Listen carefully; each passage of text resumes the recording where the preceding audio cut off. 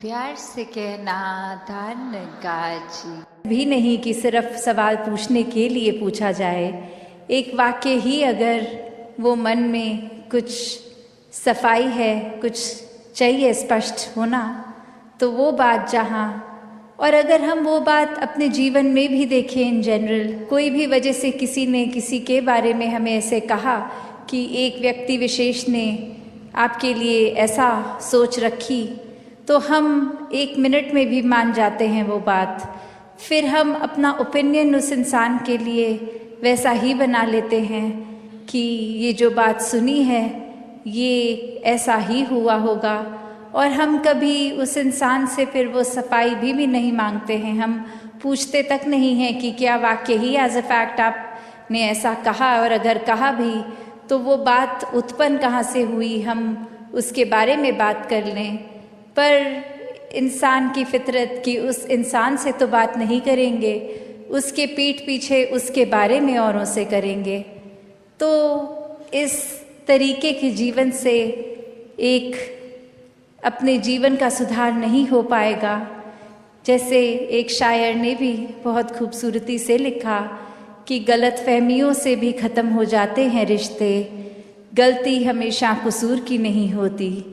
कि अक्सर ये बात ज़रूरी नहीं कि कोई गलती ही हो, एक कसूर अगर किसी का है, एक वजह, वो गलती नहीं, पर वो हमारी ही सोच, हमारी ही परसेप्शन, हमारा ही नज़रिया किसी को गलत देखने के लिए।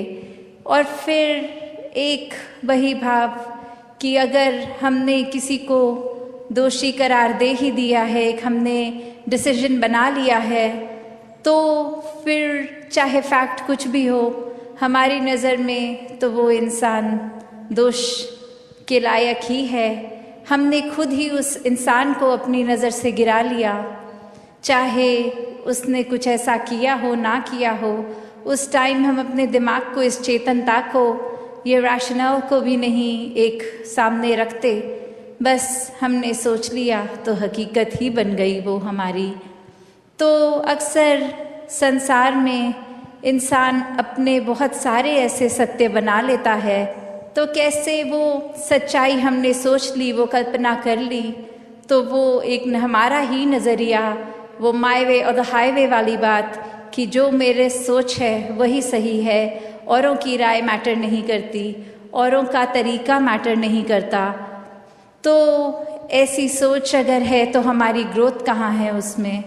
एक जीवन को फिर हमने इतना ही अपने आप, अपनी ईगो से भर लिया, अपनी सोच से, अपने माइंडसेट को ही एक सही मानकर, तो कैसे इस जीवन में जब जिएंगे तो वो माया रूप यहाँ पे हावी होगा।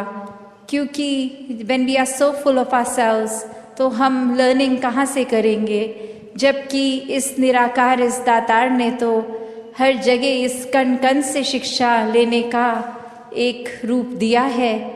बस हमें वो रिसेप्टर बनना है कि ये हर जगह से जो शिक्षा मिल रही है उसको कैसे चैनलाइज किया जाए। तो ऐसा जो कर लेते हैं वो एक भक्ति हर समय की करते हैं, क्योंकि जब इस परमात्मा को जानकर, इसमें विश्वास करके, इसको हर समय अपने आसपास देखकर, फिर चाहे किसी ने कुछ भी कहा हो, तो ये भक्तों का जीवन तो डार्केस्ट क्लाउड में सिल्वर लाइनिंग भी देख लेता है। एक बिना गुण की चीज़ में से भी गुण निकाल लेते हैं। तो फिर जहाँ एक स्वाभाविक गुण बह रहे हैं, वहाँ से तो भक्त कितने ही अनेकों गुण निकाल लेंगे।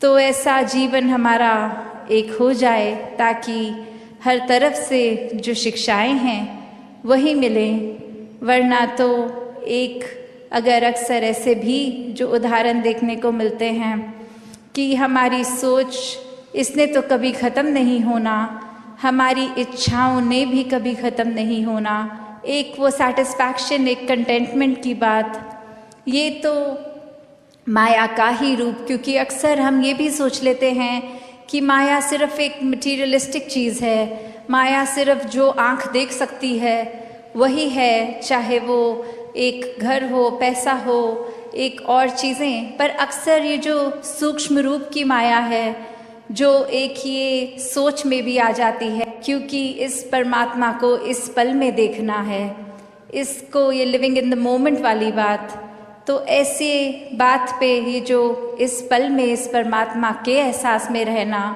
वो ही एक एहसास है। वरना तो ये सिर्फ माया रूप चीज़ों, वस्तुओं, रिश्तों से ऊपर ये सोच में भी आ जाती है। तो कैसे एक ये वही बात हो गई, जैसे एक कहानी भी है कि एक इंसान, उसको एक थोड़े से कुछ लोग मिले और आगे वो इंसान सारे जा रहे हैं, कहीं रास्ता ख़राब है, तो वो एक डिसीजन बनाते हैं कि will go ahead as a group, ताकि कोई बात है भी तो इकट्ठे कोई वो रास्ता आराम से निकल जाएगा। और फिर वहीं वो बातें चल रही हैं जहाँ हर कोई अपने जीवन के बारे में बता रहा है, अपने डिज़ायर्स, अपने गोल्स। एक इंसान उनमें से जो बहुत ही सूझवान, संतमति वाला, उसको एक कुआं दिखता है और वहाँ एक बाल्टी जिसमें से वो उस कुएं में से पानी निकाल सकते हैं, पर वो देखता है कि ये बाल्टी का बेस तो टूटा हुआ है, तो एक वो बॉटमलेस बाल्टी हो गई। तो वो इंसान वहाँ रुककर प्रिटेंडिंग टू बी थर्स्टी, वो उसकी प्यास बुझाने के लिए पहले उस बाल्टी में से जब पानी निकालता है, तो जब तक तो वो बाल्टी पानी के अंदर है वो भरी हुई दिखती है, पर जैसे ही वो वाटर के सरफेस से ऊपर उठा ली गई, अब उसमें पानी कहाँ टिकना था। पर वो बार बार ये कर रहा है और बाकी के लोग देख रहे हैं कि ऐसा क्यों किया जा रहा है, और वो कह रहा है कि नहीं, अब मैंने ये ठान ली है। जहाँ आज ये सत्संग में सभी ने इतने घंटों से और अभी भी इसके बाद भी जो सत्संग में हर एक के भाव श्रवण करने का एक मतलब, ये जो हर एक ने कहा कि इस जीवन में हमें भक्ति की बुनियाद पे अपनी सारी जिम्मेवारियों को भी निभाना है, हर समय भक्ति भी करनी है, और समाज में भी एक अपना असर इस तरह हो कि हम पहले जहाँ अपने ऊपर सुधार का भाव लिए हुए खुद को सुधारते चले जाएं, वहीं साथ में एक प्रभाव समाज पे भी इस तरह रहे भक्तों का शुरू से ही कि अपना भी कल्याण है, औरों का भी कल्याण है। कोई भी काम भक्त किसी भी समय एक सेल्फिश होके सिर्फ अपने लिए नहीं करते। भक्तों को तो यही मन में होता है कि हर एक के दिल में ठंडक पहुँचे, हर एक के दिल में एक आराम हो, हर किसी के लिए एक भाव शुद्ध, हर एक कोई परमात्मा का ही रूप तो बहुत ही पूजनीय।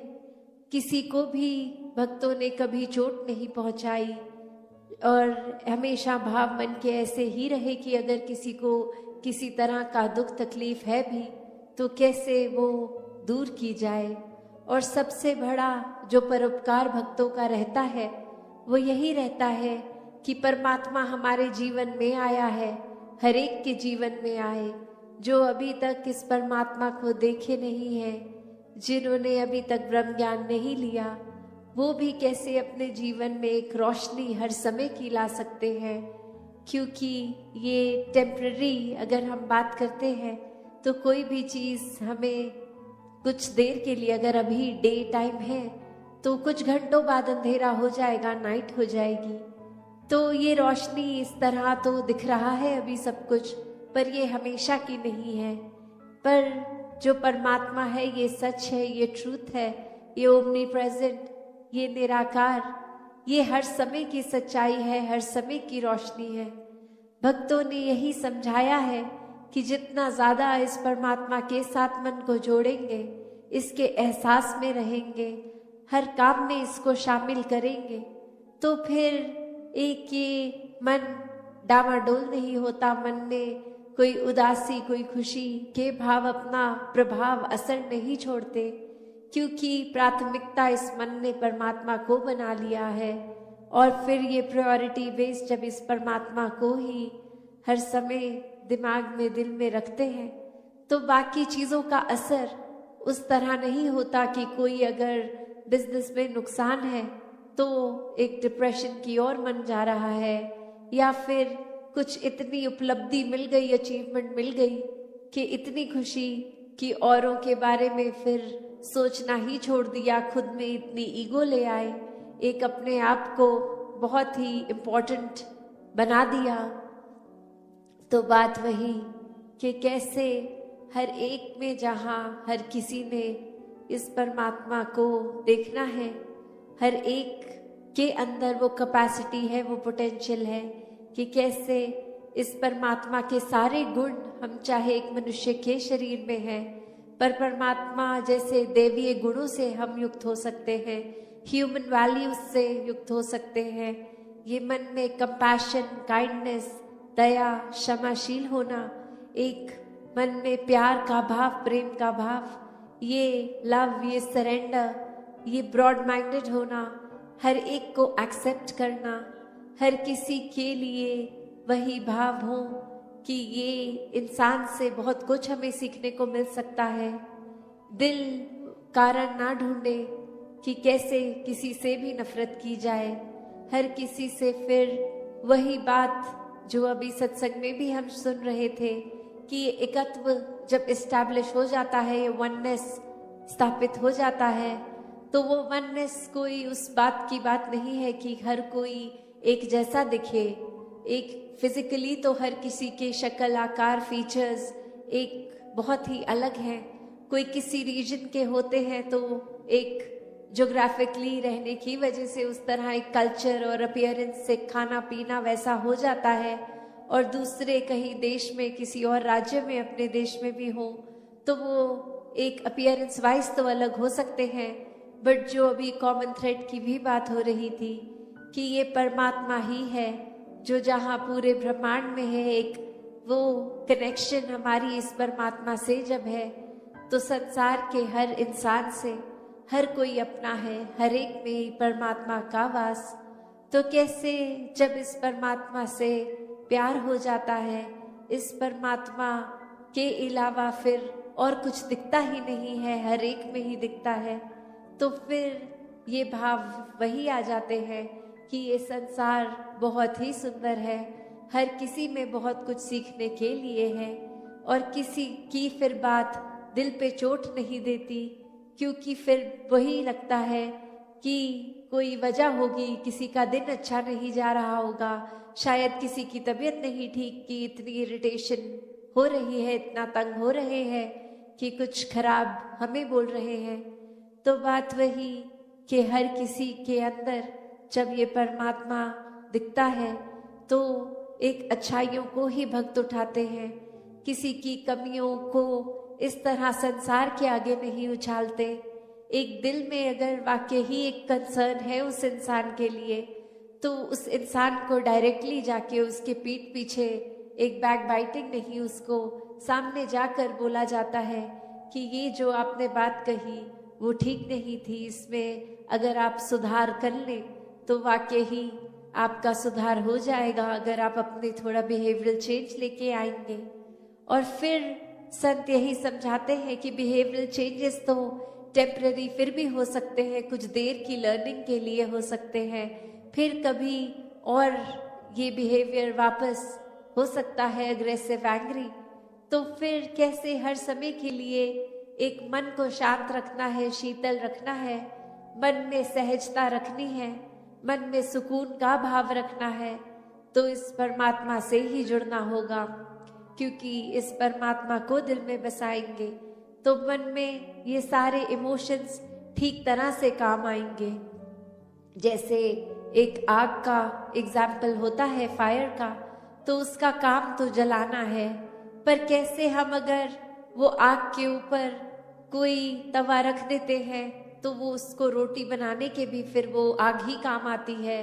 वो हीट अगर बहुत ठंडा दिन है तो कैसे एक फायर प्लेस में डाल देते हैं, एक बॉन फायर करके, उससे हमें आराम ही मिलता है। तो कैसे ये जहाँ एक गुस्से की, एक एंगर की भी बात है, उसको भी अगर चैनलाइज किया जाए ठीक तरह से, तो सारे ही मन के इमोशंस ये बहुत ही उपयोगी भी हो जाते हैं। हमेशा सिर्फ एक नुकसान का ही नहीं इमोशन एक रास्ता लेता। तो कैसे अपने आप को अगर सही तरीके से रखना है, सही रास्ते पे रखना है, सही सोच, सही दिल के भाव, सही बातचीत के लिए वो शब्दों का प्रयोग मन में हर एक को एक आराम देने के भाव से किया जाए, तो फिर एक सामने वाले का भी हम वो सुधार कर लेते हैं।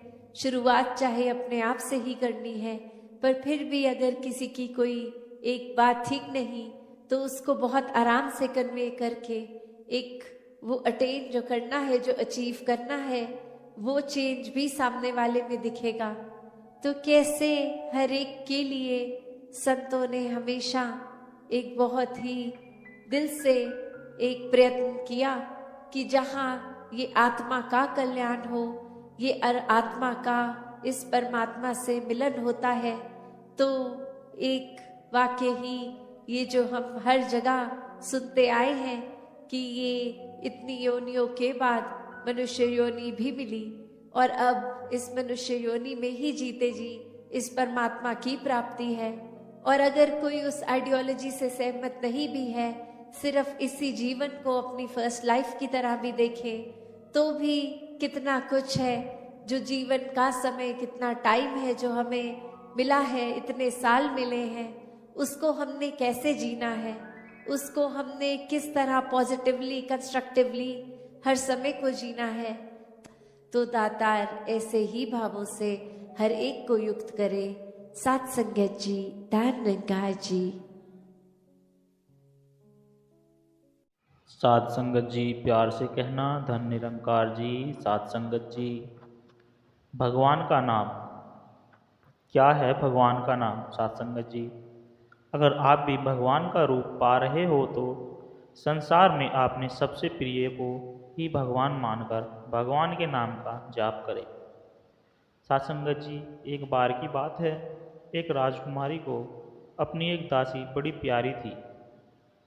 एक बार वह दासी बीमार पड़ गई तो अपने पति को सूचना पहुंचाने के लिए भेजा। देवयोग से दासी के पति की नज़र राजकुमारी पर पड़ गई। न मालूम क्या हुआ, पर राजकुमारी को देखते ही दासी के पति के मन में उस राजकुमारी को भोगने की वासना जाग गई। पर आखिर यह तो असंभव ही था। तो स्वयं को उपायहीन जानकर वह उदास घर लौटा। सासंगत जी, राजकुमारी ऐसी दिल में उतर गई थी कि लाख प्रयास करने पर भी वह भूलती ही नहीं थी। इसी कारण दासी के पति की जीने की इच्छा जाती रही और वह उदास ही रहने लगा। दासी ने अपने पति से उदासी का कारण पूछा तो उसने सब सत्य बता दिया। अब वह दासी भी अपने पति की उदासी से उदास रहने लगी। सासंगत जी, जब वह दासी स्वस्थ होकर पुनः राजकुमारी की सेवा में पहुंची तो अब राजकुमारी ने उस दासी से उसकी उदासी का कारण पूछा, पर दासी डर के मारे बताती नहीं थी। सासंगत जी, एक दिन राजकुमारी ने जानने की जिद पकड़ ली। बोली, चाहे जो भी हो बताओ, तुम्हें क्या परेशानी है? कैसी भी बात हो मुझे सत्य बता दो। मैं वचन देती हूँ कि मैं दंड नहीं दूंगी, बल्कि हर हालात में तुम्हारी परेशानी दूर करूंगी। सासंगत जी, दासी ने सारी बात बताई। राजकुमारी ने कहा, यह तो धर्म संकट है, पर मैं वचन दे सकती हूँ। एक उपाय है, अपने पति से कहो कि वो संत हो जाए। यदि वह संत हो जाए तो मैं उसकी हो सकती हूँ। दासी ने सारी बातें अपने पति को बताई। पति एक संत के पास पहुँचा और बोला, मुझे संत बनना है। संत ने उसे भगवान का नाम जपने को दिया और कहा कि भगवान का कोई एक स्वरूप पकड़कर खूब नाम जपो। सासंगत जी, पति ने पूछा, भगवान का स्वरूप तो पकड़ में कैसे आए? उस युवती का ही स्वरूप मन से नहीं छूटता। ध्यान दे कि यही वह प्रश्न है जो दुनिया वाले अक्सर पूछा करते हैं। सत्संगत जी संत ने कहा, उसमें भी तो भगवान ही हैं, उसी का स्वरूप से ही, पर उसे सामान्य स्थिति समझकर नहीं, भगवान ही मानकर नाम जपो। उसने ऐसा ही किया। लगन तो सकाम थी पर काम कर गई। वह वास्तव में ही संत हो गया। राजकुमारी आई भी, पर अब मन में कामना ही नहीं रही। सत्संग जी महापुरुष जी कहते हैं कि आप भी भगवान का स्वरूप न पकड़ पा रहे हो तो संसार में अपनी सबसे प्रिय को ही भगवान मानकर उसी का स्वरूप पकड़कर भगवान के एक नाम का खूब जाप करें, आप भी संत हो जाएगी। सत्संगत जी, करनी करे जीवन बदले, सत्संग बदले विचार, सेवा कर नर्मता आवे, सुमरन से होवे पार। सत्संगत जी, अच्छे विचार जरूर सत्संग से आते हैं, पर जब तक उन विचारों को करनी में नहीं लाएंगे तब तक जीवन में बदलाव नहीं आ सकता। सेवा से हमारे अंदर नर्मता जरूर आएगी, परंतु एकमात्र सुमरन भजन ही हमें इस भावसागर से पार करा सकता है। सत्संगत जी, प्यार से कहना, धन निरंकार जी।